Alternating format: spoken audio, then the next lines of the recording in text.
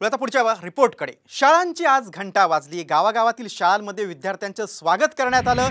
मात्र शिक्षण विभागाच्या एक राज्य एक गणवेश या नियमावलीमुळे मुलांना गणवेशाविनाच शाळेत यावं लागलं। त्यामुळे नाराजी व्यक्त होते आणि या गणवेशात टक्केवारी घेतली जात असल्याचा गंभीर आरोप शिवसेना ठाकरे गटाने केलाय। पाहूया एक खास रिपोर्ट। शाळेच्या गणवेशात टक्केवारी। पहिल्या दिवशी विद्यार्थी गणवेशाविना।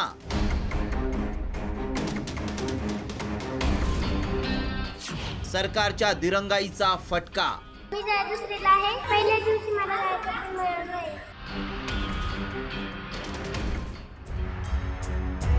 उन्हाळ्यातल्या दीर्घ सुट्टीनंतर शाळेची घंटा वाजली। ठिकठिकाणी मुलांचं अगदी वाजत गाजत स्वागत करण्यात आलं। हा आनंद एकीकडे असताना दुसरीकडे विद्यार्थ्यांना गणवेशच मिळालेले नाहीत। सरकारी स्थानिक स्वराज्य संस्थांमधील पहिली ते आठवीतील लाखो मुलं शाळेच्या पहिल्या दिवशी गणवेशाविना शाळेत पोहोचली। याबाबत विधान परिषदेचे विरोधी पक्षनेते अंबादास दानवेंनी सरकारवर ताशेरे ओढले। सरकारनं गुजरातचे ठेकेदार पोहोचण्यासाठी गणवेशाचं कॉन्ट्रॅक्ट दिल्याचा घणाघात त्यांनी केलाय। राज्याच्या शिक्षण विभागानं गणवेश देण्याविषयीचं जे धरसोड वृत्तीचं धोरण, गुत्तेदार पोचण्यासाठीचं धोरण, गुजरातचे गुत्तेदार पोचण्यासाठी गणवेश कपडा पुरवण्यासाठीचं धोरण आणि 48 लाख विद्यार्थी, आज 15 जून आहे आणि अजून सुरू झालं नाही, याचा अर्थ अजून 1 ते 1.5 महिना विद्यार्थ्यांना गणवेश 100% भेटू शकत नाही, अशा प्रकारची स्थिती आहे। गणवेश वाटपाचं धोरण काय आहे पाहूयात। सरकारी स्थानिक स्वराज्य संस्थांच्या शाळांमधील 44,60,000 विद्यार्थ्यांना 2 गणवेश पुरवले जाणार आहेत। यात एक गणवेश हा स्काउट गाईडचा असेल तर एक गणवेश हा नियमित असेल।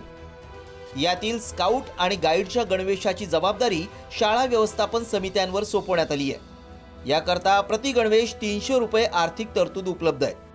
त्यातील 190 रुपये कापड खरेदीसाठी तर 110 रुपये शिलाईसाठी निश्चित करण्यात आले। मात्र या गणवेशाच्या शिलाईची किंमत परवडत नसल्यामुळे शाळा व्यवस्थापन समित्या हतबल झाल्या आहेत।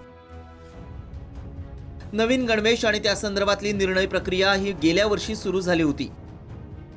त्यासाठीची आर्थिक तरतूदही होती।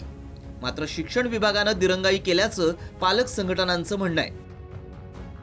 एकाच वेळेस सगळ्या महाराष्ट्रातील विद्यार्थ्यांना गणवेश उपलब्ध करण्यामध्ये काही थोड्याशा तांत्रिक अडचणीमुळे थोडंसं दिरंगाई कदाचित झाली असेल, परंतु शासनाकडून सगळ्या बाबींची पूर्तता झाल्यानंतर शाळेतील सर्व विद्यार्थ्यांना गणवेश दिले जातात। एकीकडे सरकारी शाळांची झालेली दुरवस्था आणि त्यात भरडले जाणारे पालक आणि विद्यार्थी, ही राज्यातली सर्वसाधारण स्थिती कायम असतानाच सरकारकडून गणवेश देण्याचा घाट घालण्यात आला। त्याचं कंत्राट महिला बचत गटांना देण्यात आलं। मात्र त्यांच्याकडे संबंधित यंत्रणाच उपलब्ध नसल्यानं बहुतांश ठिकाणी गणवेश तयार होऊ शकलेले नाहीत। त्यामुळे विद्यार्थी पहिल्याच दिवशी गणवेशाविनाच शाळेत पोहोचले। ब्युरो रिपोर्ट, साम टीव्ही न्यूज।